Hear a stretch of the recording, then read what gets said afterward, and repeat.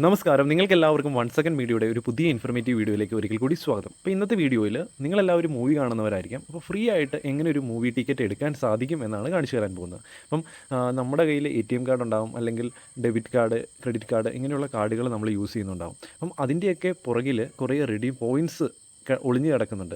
ആ ഒരു പോയിൻറ്റ്സ് നമുക്ക് എങ്ങനെ കണ്ടെത്താമെന്നും ആ ഒരു പോയിൻറ്റ്സ് വെച്ച് എങ്ങനെ നമുക്ക് ഫ്രീ ആയിട്ട് മൂവി ടിക്കറ്റ് ബുക്ക് ചെയ്യാൻ സാധിക്കും എന്നാണ് ഈ വീഡിയോയിൽ കാണിച്ചു തരാൻ പോകുന്നത്. അപ്പോൾ ഞാൻ ബുക്ക് മൈ ഷോയുടെ ആപ്ലിക്കേഷൻ ഓപ്പൺ ആയിട്ടുണ്ട്. നിങ്ങളും അത് ഇൻസ്റ്റാൾ ചെയ്ത് ഓപ്പൺ ആക്കുക.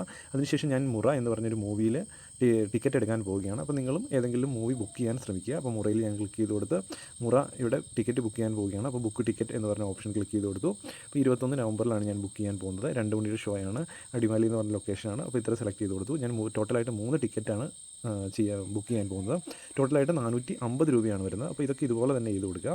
അപ്പോൾ 450 രൂപ ടിക്കറ്റിൻ്റെ പ്രൈസ്. അതുപോലെ തന്നെ ഇതിൻ്റെ കൺവീനിയൻസ് ഫീസ് 77 കൂടെ കൂട്ടി ടോട്ടലായിട്ട് 527 രൂപയാണ് പേ ചെയ്യേണ്ടത്.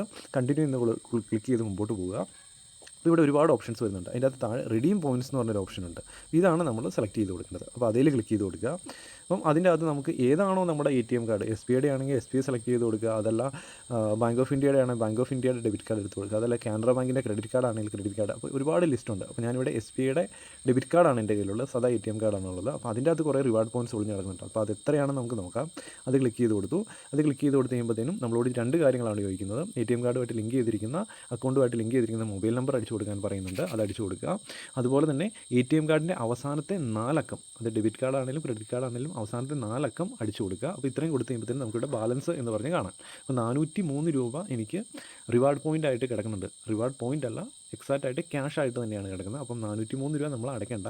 ഇത് നമുക്ക് ഫ്രീ ആയിട്ട് റിഡീം എന്ന് ക്ലിക്ക് ചെയ്ത് കൊടുത്തു കഴിഞ്ഞാൽ നമ്മുടെ മൊബൈലിലേക്ക് ഒരു OTP വരുന്നതായിരിക്കും. ആ ഒരു OTP കൂടെ എൻ്റർ ചെയ്ത് കൊടുത്ത് പ്രൊസീഡ് എന്ന് ക്ലിക്ക് ചെയ്ത് കൊടുക്കുക. അപ്പം ഇവിടെ കണ്ടോ, 403 രൂപ കുറഞ്ഞിട്ട് 527 നിന്ന് 124 രൂപയാണ് എനിക്ക് പേ ചെയ്യേണ്ടുള്ളൂ ഈ 3 ടിക്കറ്റിന്. ഓക്കെ, അപ്പോൾ ഈ ഒരു മെത്തേഡിൽ നമുക്ക് ടിക്കറ്റ് ഫ്രീ ആയിട്ട് കിട്ടും. കൂടുതൽ എമൗണ്ട് ഉണ്ടെങ്കിൽ, അതല്ല കുറച്ച് എമൗണ്ട് ഉണ്ടെങ്കിൽ ബാക്കിയുള്ള എമൗണ്ട് കൊടുത്താണെങ്കിലും ടിക്കറ്റ് ബുക്ക് ചെയ്യാൻ സാധിക്കുന്നതായിരിക്കും. അപ്പോൾ ഇത്ര 124 രൂപ പേ ചെയ്തതിന് ശേഷം ഇവിടെ സക്സസ്ഫുള്ളായിട്ട് 3 ടിക്കറ്റ് ഞാൻ ബുക്ക് ചെയ്തിട്ടുണ്ട്. ടോട്ടലായിട്ട് 527 120 രൂപ സംതിങ് ആണ് ഞാൻ അടച്ചത്. ബാക്കി 400 രൂപ സംതിങ് എനിക്ക് റിവാർഡ് പോയിൻ്റ് ആയിട്ട് ഒളിഞ്ഞ് കിടക്കുന്നുണ്ടായിരുന്നു. അപ്പോൾ ഈ ഒരു അവസരം നിങ്ങളും വിനിയോഗിക്കുക. അപ്പം വീഡിയോ ഇഷ്ടപ്പെട്ടു ഞാൻ വിചാരിക്കുന്നു. അപ്പം ഇങ്ങനെ നിങ്ങളൊന്ന് ചെക്ക് ചെയ്ത് നോക്കുക. ചെക്ക് ചെയ്തിട്ട് ഒരുപാട് പോയിൻ്റ് ആയി കഴിഞ്ഞാൽ നിങ്ങൾക്ക് ഫ്രീ ആയിട്ട് ടിക്കറ്റ് കിട്ടുന്ന സമയത്താണെങ്കിലും നിങ്ങൾക്കിത് ഉപയോഗിച്ച് ടിക്കറ്റ് ബുക്ക് ചെയ്യാൻ സാധിക്കുന്നതായിരിക്കും. ഈ വീഡിയോ കണ്ട് നിങ്ങൾക്ക് എല്ലാവർക്കും നന്ദി. Okay, thank you.